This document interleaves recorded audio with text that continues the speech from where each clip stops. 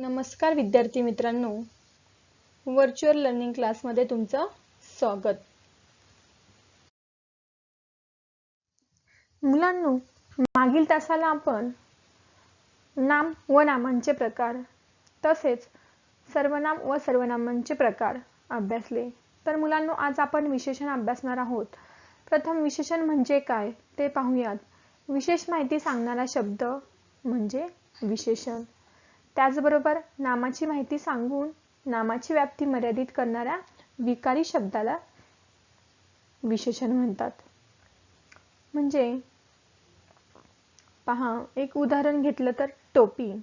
टोपी हे एक नाम आहे आणि त्या नामाविषयी विशेष माहिती सांगितलेली आहे की टोपी ही काळी आहे. काळी टोपी म्हणजे त्या टोपीविषयी विशेष माहिती काय सांगितली आहे तर ती काळी आहे. म्हणजे विशेष माहिती सांगणारा शब्द या ठिकाणी काळी आणि त्यालाच आपण विशेषण म्हणतो. पहा, आणि नामाची व्याप्ती देखील या ठिकाणी काळी या शब्दाने काय केली आहे, मर्यादित केली आहे. टोप्या अनेक असतात परंतु एकच आपल्याला हवी आहे तर काळी टोपी हवी आहे. म्हणजे नामाची व्याप्ती या ठिकाणी काय केली आहे, मर्यादित केली आहे. नामाविषयी विशेष माहिती सांगितलेली आहे. नेक्स्ट, उंच मुलगा. मुलगा या नामाविषयी विशेष माहिती सांगितली आहे उंच या शब्दाने. उंच हे काय झालं, विशेषण झालं. नंतर नेक्स्ट, गोरा मुलगा. मुलगा कसा आहे, गोरा आहे. म्हणजे त्याच्याविषयी एक विशेषता सांगितली आहे की तो गोरा आहे. जसं की उंच, जसं काळी टोपी. म्हणजे त्या नामाविषयी विशेष माहिती सांगणारा शब्द म्हणजे विशेषण. पहा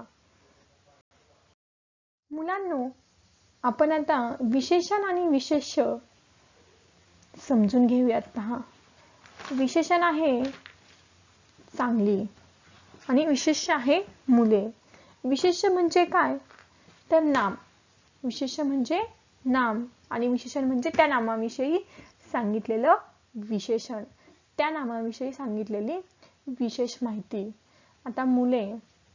मुले या नामाविषयी विशेष माहिती सांगितली आहे की चांगली मुले. मुले कशी आहेत, चांगली आहेत. म्हणजे त्या मुलांविषयी विशेषता सांगितली आहे की ती चांगली मुले आहेत. म्हणजेच त्या नामाची विशेषता आपल्याला या ठिकाणी लक्षात येते. पहा नेक्स्ट, काळा कुत्रा. कुत्रा आपण पाहतो, कुत्रा म्हटलं की आपल्याला अनेक कुत्रे आपल्या डोळ्यासमोर दिसतील, पण तो कुत्रा आहे तो काळ्या रंगाचा आहे. म्हणजे या ठिकाणी कुत्रा हे विशेष्य झालं, कुत्रा हे नाम झालं मुलांनो. आणि त्या कुत्र्याविषयी विशेष माहिती आपल्याला मिळाली की तो कसा आहे, काळा आहे. पहा, त्याचा रंग कोणता आहे, काळा. म्हणजे त्याच्या रंगाविषयी आपल्याला माहिती मिळालेली आहे. नेक्स्ट, हिरवे रान. रान हे नाम आहे आणि त्या नामाविषयी विशेष माहिती सांगितली आहे की ते हिरवे आहे. म्हणजे पहा, या ठिकाणी रान हे नाम झालं आणि हिरवे हे विशेषण झालेलं आहे. नेक्स्ट, 5 टोप्या. टोप्या हे नाम आहे, त्या नामाविषयी विशेष माहिती सांगितली आहे की किती टोप्या आहेत तर 5 टोप्या आहेत. पहा, त्यांची संख्या सांगितलेली आहे. म्हणजे इथे हे संख्या विशेषण झालं. त्याची पिशवी. पहा, पिशवी. पिशवी कोणाची आहे तर त्याची आहे. तुझी आहे, माझी आहे, याची आहे, त्याची आहे. कोणाची आहे तर त्याची आहे. म्हणजे त्या पिशवीविषयी देखील आपल्याला या ठिकाणी विशेषता मिळालेली आहे की ती पिशवी कोणाची आहे तर त्याची आहे. पहा, म्हणजे त्याची हे विशेषण झालं आणि पिशवी हे विशेष्य झालं. पहा नंतर नेक्स्ट, खूप लोक. लोक हे नाम आहे आणि त्या नामाविषयी विशेष माहिती सांगितली आहे की किती लोक आहेत तिथे तर खूप. म्हणजे खूप हे विशेषण झालेलं आहे. नेक्स्ट पहा, शुभ्र ससा. ससा हे एक नाम आहे आणि त्या नामाविषयी विशेष माहिती सांगितलेली आहे की तो कसा आहे, शुभ्र आहे. पांढरा शुभ्र असा तो ससा आहे. त्याची विशेषता आपल्याला या ठिकाणी शुभ्र या शब्दावरून लक्षात येते. मुलांनो, आपण विशेषण म्हणजे काय ते अभ्यासले. विशेषण कसे ओळखायचे तेही आपण पाहिले. पहा, आता विशेषणाचे प्रकार पाहूयात. विशेषणाचा पहिला प्रकार पाहूयात, गुण विशेषण. नेक्स्ट प्रकार आहे सार्वनामिक विशेषण आणि तिसरा जो प्रकार आहे तो संख्या विशेषण. पहा, हे 3 प्रकार आपण अभ्यासणार आहोत. त्यातील पहिला प्रकार प्रथम घेऊयात, गुण विशेषण. पहा, गुण विशेषण म्हणजे काय गुण विशेषण म्हणजे ज्या विशेषणाने एखाद्या नामाच्या गुणाचा बोध होत असेल, म्हणजे इंग्लिशमध्ये आपण म्हणतो क्वालिटी, म्हणजे क्वालिटीचा जो बोध करून देणारा शब्द आहे त्यास गुण विशेषण म्हणतात. पहा, नाम म्हणजे काय हे आपण आता अभ्यासलं आहे. आणि नामाविषयी विशेष माहिती काय, कोणता शब्द सांगतो त्या शब्दालाच विशेषण म्हटलेलं आहे. मग आता विशेष माहितीमध्ये कोणती माहिती, कशा पद्धतीची माहिती सांगतोय, गुण विशेषण सांगतोय त्या वस्तूचं, त्या नामाचा गुण सांगत आहे का, त्या नामाची संख्या दाखवत आहे का, त्या नामाचा सार्वनामिक माहिती सांगत आहे, ते आपण पाहणार आहे. पहा, ज्या विशेषणाने एखाद्या नामाच्या गुणांचा बोध होत असेल त्यास गुणवाचक विशेषण किंवा गुण विशेषण म्हणतात. पहा मुलांनो, गुण विशेषण म्हणजे काय आपण ते अभ्यासले. आता गुण विशेषणाचे उदाहरणे पाहूयात. पहा, गुण विशेषण म्हणजे ज्या नामाच्या योगाने त्या विशेषणाचा गुण दाखवला जातो त्यास गुणवाचक विशेषण म्हणतात. उदाहरण पहा, मोठी मुले नामाचा गुण सांगणारा शब्द म्हणजे गुण विशेषण. पहा, तर मुले हे नाम आहे आणि त्या नामाविषयी विशेष माहिती सांगितली आहे की मुले कशी आहेत, मोठी आहेत. पहा, म्हणजे मोठी या शब्दावरून त्या मुलांचा गुण आपल्याला लक्षात येत आहे की ती मुले कशी आहेत, तर मोठी आहेत. छोटी, मोठी, लहान हे जे शब्द आहेत त्यावरून आपल्याला त्या मुलांचे किती मुले कशी आहेत याविषयी आपल्याला माहिती मिळते. नंतर नेक्स्ट, आंबट बोरे. बोरे हे काय आहे, एक नाम आहे. या नामाविषयी माहिती सांगितली आहे की बोरे कशी आहेत, आंबट आहेत. म्हणजे त्यांची चव आपल्याला सांगितली आहे, त्यांचा गुण आपल्याला सांगितला आहे की कोणत्या गुणांचे आहे ते बोरे, आंबट आहेत. पहा, गोड आहेत की आंबट आहेत की तुरट आहेत, तर त्यांचा गुण सांगितलेला आहे की बोरे आंबट आहेत. यालाच आपण म्हणतो गुणवाचक विशेषण. पहा, म्हणजे नामाचा गुण सांगणारा शब्द. नेक्स्ट, शुभ्र ससा. पहा, ससा सर्वांनाच माहित आहे, ससा सर्वांनी पाहिलेला आहे. पहा, आणि हा जो ससा आहे तो त्याचा गुण सांगितलेला आहे की तो ससा कसा आहे, तर शुभ्र आहे. शुभ्र म्हणजे पांढरा. पहा, सशाचा गुण सांगितला आहे की ससा हा पांढरा शुभ्र आहे. शुभ्र हे गुण विशेषण आहे. पहा, म्हणजे ज्या विशेषणाने एखाद्या नामाच्या गुणाचा बोध होत असेल तर त्यास गुण विशेषण म्हणतात. त्याच्या क्वालिटीचा बोध करून देणारा शब्द म्हणजे गुण विशेषण. आता पहा, शूर सरदार. सरदार कसे आहेत, तर शूर आहेत आणि त्यांचा जो गुण आहे तो काय आहे, तर शूर आहेत. त्यांची क्वालिटी आपल्याला दाखवणारा शब्द आहे शूर. सरदारांची क्वालिटी दाखवणारा शब्द आहे शूर.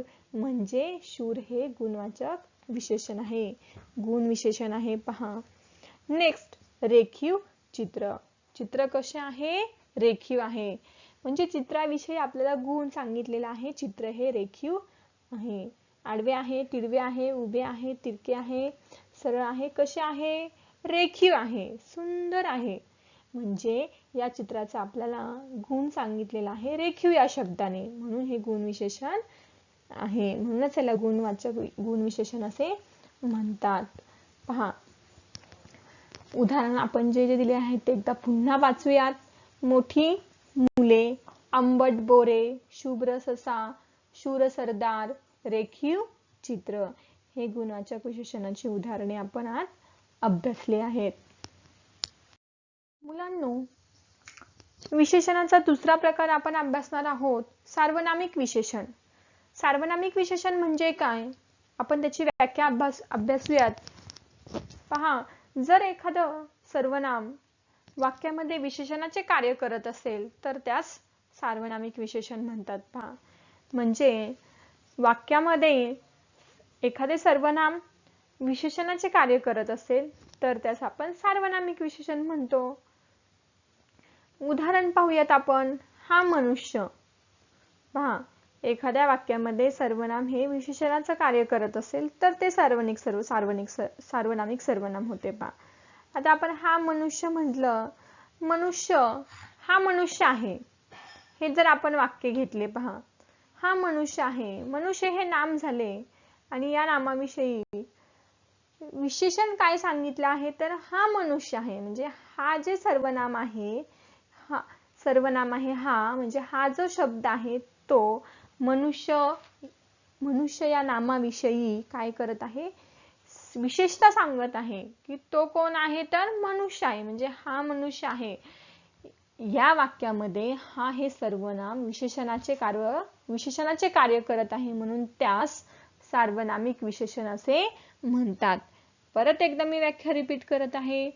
जर एखादं सर्वनाम वाक्यामध्ये विशेषणाचे कार्य करत असेल, जर एखादे सर्वनाम वाक्यामध्ये विशेषणाचे कार्य करत असेल तर त्यास सार्वनामिक विशेषण असे म्हणतात.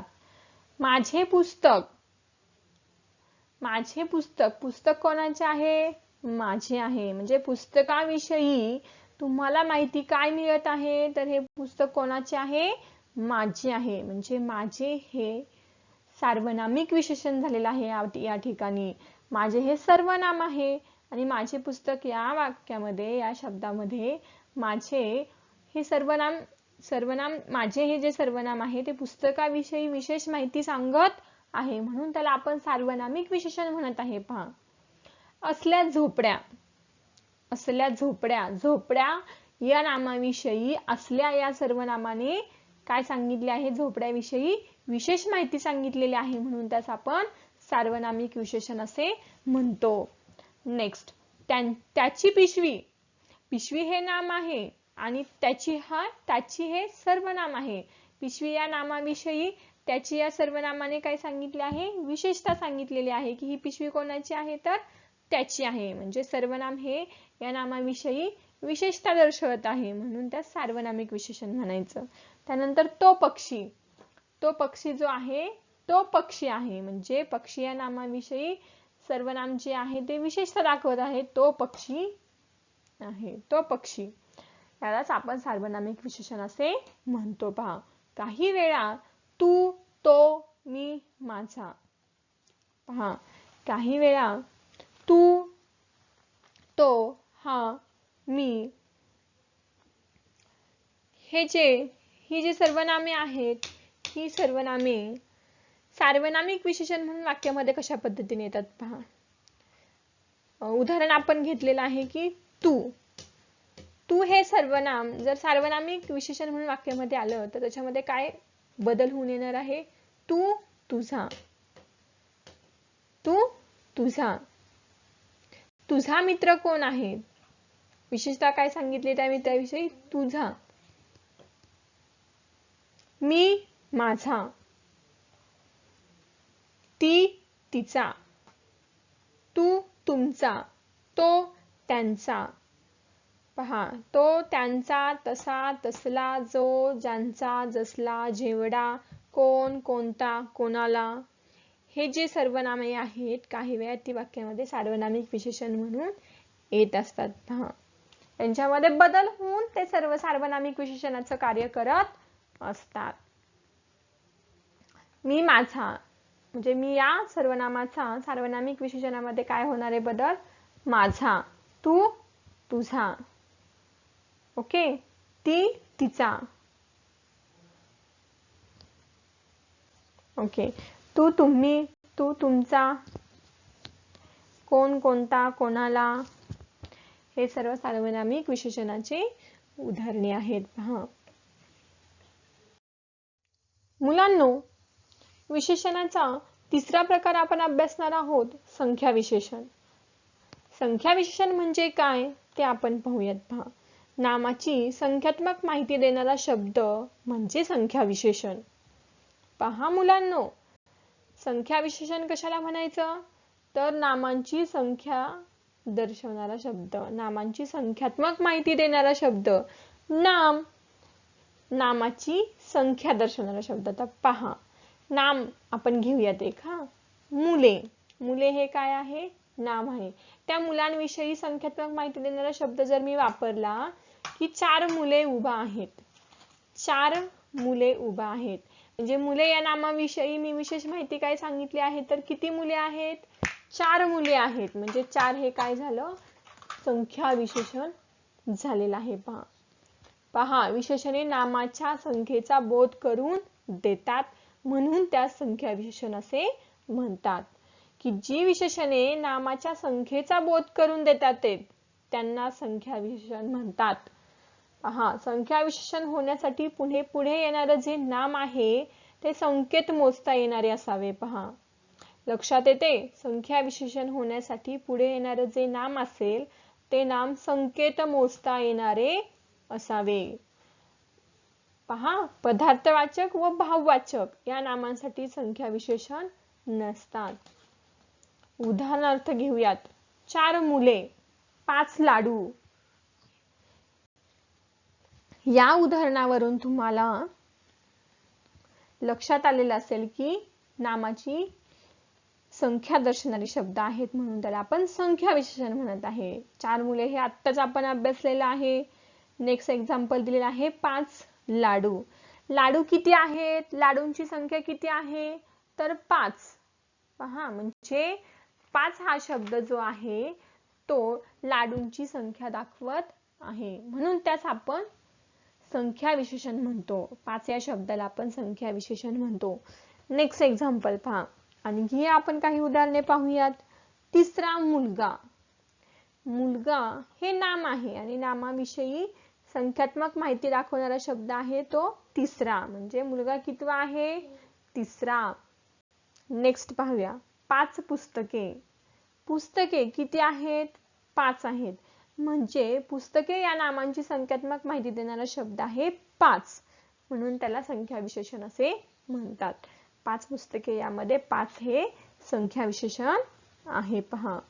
त्यानंतर नेक्स्ट पुष्कळ पुस्तके. पुस्तके किती आहेत? पुष्कळ आहेत. पुष्कळ हा शब्द आहे संख्या विशेषण. पुस्तकांची संख्या दाखवलेली आहे.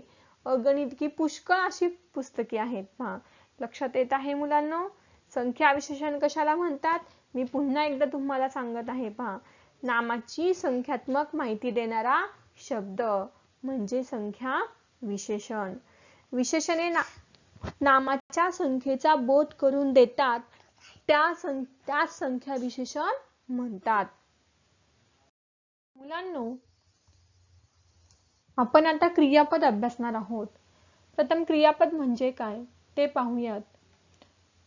व्याख्या पहा. वाक्याचा अर्थ पूर्ण करून देणाऱ्या शब्दाला क्रियापद म्हणतात किंवा वाक्याला अर्थ प्राप्त करून देणाऱ्या क्रियावाचक शब्दाला क्रियापद म्हणतात. 2 व्याख्या आहेत. क्रियापद म्हणजे काय? वाक्याचा अर्थ पूर्ण करणाऱ्या शब्दाला क्रियापद म्हणतात. जे वाक्य आहे त्या वाक्याला जो शब्द त्या वाक्याचा अर्थ पूर्ण करतो तो क्रियावाचक शब्द म्हणजे त्याला क्रियापद म्हणायचं. किंवा वाक्याला अर्थ प्राप्त करून देणाऱ्या क्रियावाचक शब्दाला क्रियापद म्हणतात किंवा वाक्याला वाक्याचा अर्थ पूर्ण करणारा शब्द म्हणजे क्रियापद होय. उदाहरण घेऊया मुलांना आपण. स्वरा पुस्तक वाचते या वाक्यामध्ये क्रिया कोणती आहे? वाचते. म्हणजे स्वरा पुस्तक असं जर आपण वाक्य लिहिलं तर वाक्याचा अर्थ पूर्ण होणार आहे का? नाही होणार. म्हणजे वाचते या शब्दाने स्वराची कोणती क्रिया आहे ती आपल्याला समजली आहे. म्हणजे वाचते हा जो शब्द आहे तो वाक्याला अर्थ पूर्ण करून देणारा शब्द आहे आणि त्यानेच वाक्याला अर्थ प्राप्त झालेला आहे म्हणून त्यास आपण क्रियापद म्हणतो. वाचते, त्यानंतर करतो, स्वरा पुस्तक वाचते. स्वराने पुस्तक वाचले. असं जर आपण दोन्हीही वाक्य पाहिली तरी वाचले, वाचते या 2 शब्दांमुळे वाक्याला अर्थ प्राप्त झालेला आहे. तिने कोणती क्रिया केलेली आहे ते आपल्याला समजलेलं आहे म्हणून वाक्याचा अर्थ पूर्ण करणारा शब्द म्हणजे क्रियापद आहे. गणेश अभ्यास करतो. यामध्ये गणेश काय करत आहे? अभ्यास करत आहे. करतो. गणेश अभ्यास करतो, नाही करत, म्हणजे या करतो या शब्दाने त्याच्याविषयी आपल्याला काय माहिती मिळते, तर तो अभ्यास करतो. म्हणजे करतो हे काय झालेलं आहे, क्रियापद झालेलं आहे. आणि या शब्दाने गणेश अभ्यास या वाक्याला अर्थ प्राप्त झालेला आहे. म्हणून क्रियापदाला आपण म्हणतो की वाक्याला अर्थ प्राप्त करून देणारा शब्द. मी रस्त्यात पडलो. पडलो, पहा मी काय झालेला आहे, रस्त्यात मी पडलेलो आहे. मी रस्त्यात जर असं म्हटलं तर वाक्याला अर्थ प्राप्त होणार आहे का, नाही. पण मी रस्त्यात पडलो, पडलो या शब्दामुळे वाक्याचा अर्थ प्राप्त झालेला आहे. म्हणजे या वाक्यामध्ये पडलो ही काय आहे, क्रिया आहे. म्हणजे वाक्यामध्ये पडण्याची क्रिया झालेली आहे, याचा आपल्याला अर्थबोध होतो. म्हणूनच वाक्याला अर्थ प्राप्त करून देणाऱ्या शब्दाला आपण क्रियापद म्हणतो. पहा पुन्हा एकदा मी सांगत आहे, क्रियापद म्हणजे काय. पहा वाक्याचा अर्थ पूर्ण करणाऱ्या शब्दाला क्रियापद म्हणतात, किंवा वाक्याला अर्थ प्राप्त करून देणाऱ्या क्रियावाचक शब्दाला क्रियापद म्हणतात. स्वरा पुस्तक वाचते या वाक्यामध्ये वाचते ही काय आहे, क्रिया आहे. वाचते या क्रियेमुळे, या क्रियापदामुळे त्या वाक्याला अर्थ प्राप्त झालेला आहे, म्हणून त्यास आपण क्रियापद म्हणतो. नंतर गणेश अभ्यास करतो. करतो हे क्रियापद आहे आणि यानेच वाक्याला अर्थ प्राप्त झालेला आहे. मुलांनो, क्रियापद हे धातूंपासून तयार होते. पहा क्रियापद हे कशापासून तयार होते, धातूपासून तयार होते. मग धातू म्हणजे काय, तर क्रियापदाचा जो भाग बदलत नाही त्यालाच धातू असे म्हणतात. पहा मुलांनो, क्रियापद हे काय आहे, धातूपासून तयार होत आहे. मग धातू म्हणजे काय आपण ते प्रथम समजून घेऊयात. क्रियापदाचा जो भाग बदलत नाही त्याला धातू असे म्हणतात. आता आपण क्रियापदाचे उदाहरणे पाहूयात. हसतो. हसतो ही काय आहे, क्रिया आहे, म्हणजे हे क्रियापद आहे. हसते, हसतात, हे तीनही काय आहेत, क्रियापदच आहेत. पहा लक्ष द्यायचं आहे, हसतो, हसते आणि हसतात हे तीनही शब्द काय आहेत, क्रियापद आहेत. मग यालाच धातू असे का म्हणतात, तर हस, हस, हस. पहा तीनही शब्दांमध्ये जे सुरुवातीचे दोन शब्द आहेत हस, हस, हस, यांना आपण धातू असे म्हणतो. म्हणजे हे तीनही काय आहेत, क्रियापद आहेत आणि हे धातू पासून तयार झालेले शब्द आहेत आणि यांच्यात बदल होत नाही. पहा झालेला आहे का बदल, हस, हस, हस, यांच्या क्रियेमध्ये बदल झालेला नाही.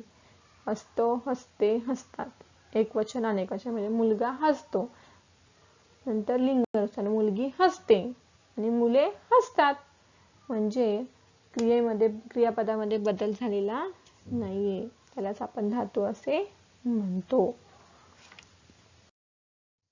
मुलांनो, क्रियापदाचे प्रकार आपण अभ्यासणार आहोत. क्रियापद म्हणजे काय, क्रियापदाचे उदाहरणे आपण आता अभ्यासलेले आहेत. आता आपण क्रियापदाचे प्रकार अभ्यासणार आहोत. क्रियापदाचे मुख्य दोन प्रकार आपण अभ्यासणार आहोत. क्रियापदाचे प्रकार आणखी आहेत, परंतु आपण फक्त दोन प्रकार मुख्य जे आहेत ते आपण अभ्यासणार आहोत. पहिला प्रकार आहे सकर्मक क्रियापद, दुसरा प्रकार आहे अकर्मक क्रियापद. मग सकर्मक क्रियापद म्हणजे काय ते पाहूयात. पहा वाक्याचा अर्थ पूर्ण करण्यासाठी ज्या क्रियापदाला कर्माची गरज लागते त्या क्रियापदाला सकर्मक क्रियापद असे म्हणतात. मी पुन्हा एकदा व्याख्या सांगत आहे मुलांनो. वाक्याचा अर्थ पूर्ण करण्यासाठी ज्या क्रियापदाला कर्माची गरज लागते त्यास किंवा त्या क्रियापदाला सकर्मक क्रियापद असे म्हणतात. पहा वाक्याचा अर्थ पूर्ण करणारा जो शब्द आहे, पहा वाक्याचा अर्थ पूर्ण करण्यासाठी ज्या क्रियापदाला कर्माची गरज लागत आहे. उदाहरण पाहूया म्हणजे तुमच्या लक्षात येईल. उदाहरणावरून आपण व्याख्या समजून घ्यायची आहे मुलांनो. म्हणजे आपल्या लक्षात येईल. उदाहरणावरून जर आपण व्याख्या कधीही समजून घेतली तर नक्कीच आपल्याला तो भाग समजतो. पहा, महेश क्रिकेट खेळतो. हे एक उदाहरण जर आपण पाहिले, पहा त्याच्यामध्ये आपण प्रथम काय पाहणार आहोत, वाक्याचा अर्थ पूर्ण करण्यासाठी ज्या क्रियापदाला, आता क्रियापद पाहूयात आपण. महेश क्रिकेट खेळतो. खेळतो ही काय आहे, क्रिया, म्हणजे हे क्रियापद आहे. मग ह्या क्रियापदाला कशाची गरज लागत आहे, कर्माची गरज लागत आहे. म्हणजे ज्या क्रियापदाला कर्माची गरज लागत आहे, आपण जर म्हटलं महेश खेळतो, पण यात काय खेळतो, तर महेश क्रिकेट खेळतो. म्हणजे खेळतो या क्रियापदाला कशाची गरज लागली आहे, क्रिकेटची, म्हणजे कर्माची. कर्म हे काय आहे, क्रिकेट आहे. कर्म कोणतं आहे या वाक्यामधील, क्रिकेट. म्हणजे महेश काय करत आहे, क्रिकेट खेळत आहे. क्रिकेट कर्म झालं आणि खेळतो हे क्रियापद झालं. म्हणजे वाक्याला अर्थ पूर्ण करण्यासाठी काय लागली आहे, कर्माची गरज लागलेली आहे. म्हणून हे सकर्मक क्रियापद. सकर्मक म्हणजे काय, सकर्मक क्रियापदामध्ये कर्म असणार आहे. लक्षात येते. क्रियापदाचे दोन प्रकार आहेत, सकर्मक आणि अकर्मक. सकर्मक मध्ये कर्म असणारे, अकर्मक मध्ये कर्म नसणारे. पहा, सर्वांनी लक्ष द्यायचंय. वाक्याचा अर्थ पूर्ण करण्यासाठी ज्या क्रियापदाला कर्माची गरज लागते, महेश क्रिकेट खेळतो या वाक्यामध्ये क्रिकेट हे कर्म, खेळतो हे क्रियापद. खेळतो या क्रियापदाला कर्माची गरज लागली आहे. कोणता शब्द आहे कर्म, क्रिकेट. महेश क्रिकेट खेळत आहे, म्हणजे क्रिकेट या शब्दामुळे त्याला अर्थ पूर्ण झाला आहे, म्हणून आपण त्याला सकर्मक क्रियापद म्हणतो. पुढे पहा, पोपट पेरू खातो. आता या वाक्यामध्ये आपण पाहिलं तर क्रियापद आहे खातो. पोपटाने काय केलेलं आहे, खाण्याची क्रिया केलेली आहे.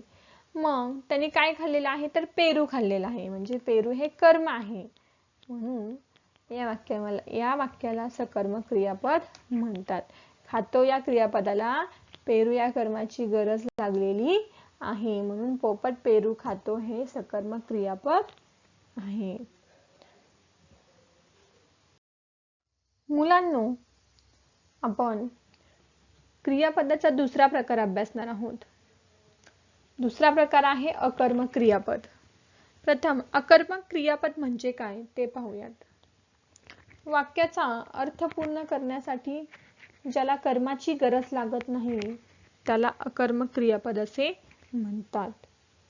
पहा, मी पुन्हा एकदा सांगत आहे, वाक्याचा अर्थ पूर्ण करण्यासाठी ज्याला कर्माची गरज लागत नाही त्याला अकर्मक क्रियापद असे म्हणतात.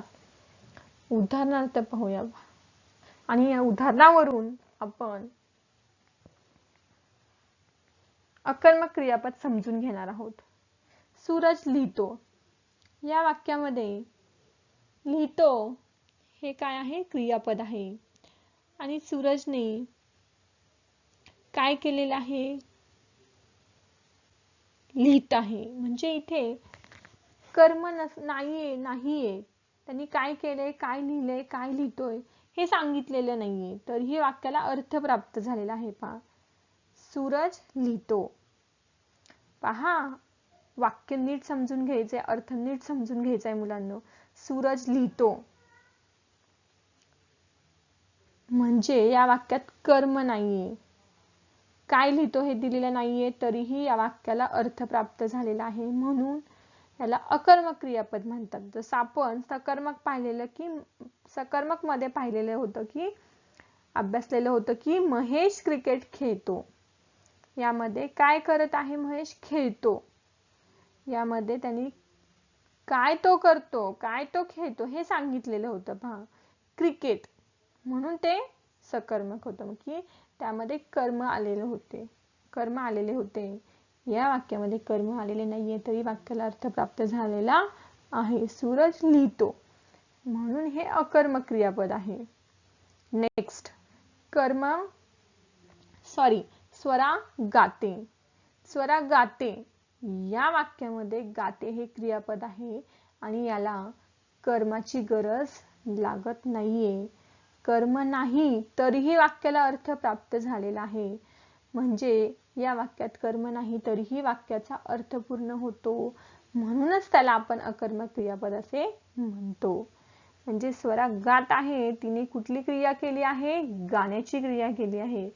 म्हणजे हे अर्थपूर्ण या वाक्याला अर्थपूर्ण करण्यासाठी कर्माची गरज लागलेली नाही, म्हणूनच त्याला आपण अकर्मक क्रियापद असे म्हणतो.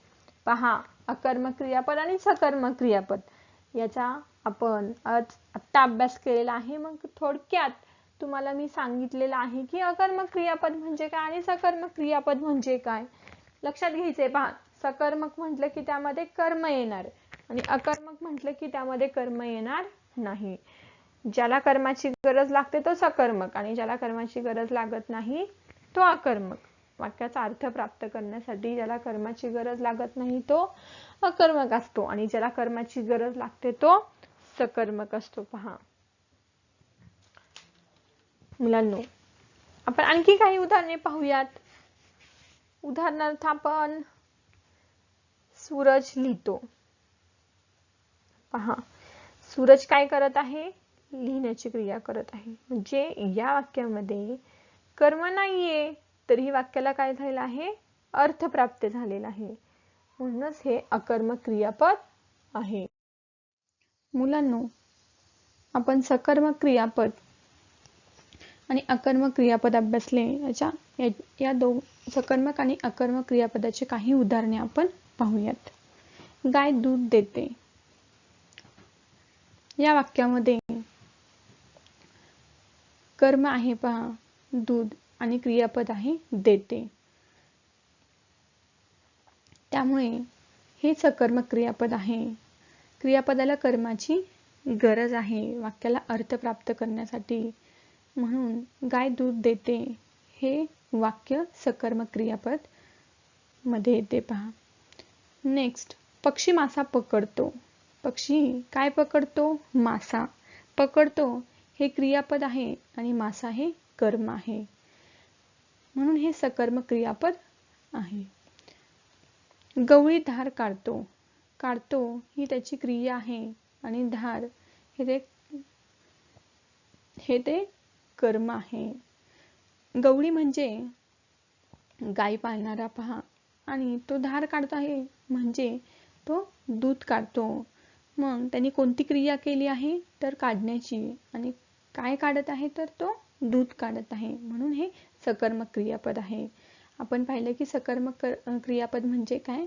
तर ज्या वाक्याला अर्थ प्राप्त करण्यासाठी कर्माची गरज असते. राम आंबा खातो. खातो हे क्रियापद आहे, आंबा हे कर्म आहे, म्हणून हे सकर्मक क्रियापद आहे. त्यानंतर अनुराग निबंध लिहितो. लिहितो हे क्रियापद आहे, निबंध हे कर्म आहे. त्यानंतर आरोही लाडू खाते. खाते हे क्रियापद आहे, लाडू हे कर्म आहे. त्याप्रमाणे सकर्मक क्रियापदाचे आपण आता काही उदाहरणे अभ्यासले. पहा मुलांनो, आपण अकर्मक क्रियापदाची काही उदाहरणे पाहूयात. पहा, पक्षी उडाला. उडाला हे क्रियापद आहे आणि या वाक्याला कर्माची गरज नाहीये, कर्माची गरज लागलेली नाहीये, तरीही या वाक्याचा अर्थ प्राप्त झालेला आहे, म्हणून हे अकर्मक क्रियापद आहे. पहा, त्यानंतर देव आहे तो राजा झाला. हे दोन्हीही अकर्मक क्रियापदाची उदाहरणे आहेत. पहा मुलांनो, आज आपण विशेषणाचे 3 प्रकार अभ्यासले. कोणते 3 प्रकार अभ्यासले? तर गुण विशेषण, संख्या विशेषण आणि सार्वनामिक विशेषण. हे विशेषणाचे 3 प्रकार आपण पाहिले. त्यानंतर आपण क्रियापद अभ्यासले. पहा, आणि क्रियापदामध्ये आपण क्रियापदाचे 2 प्रकार अभ्यासले, एक सकर्मक आणि एक अकर्मक. पहा, तर मुलांनो, आपण आज या ठिकाणी थांबू या.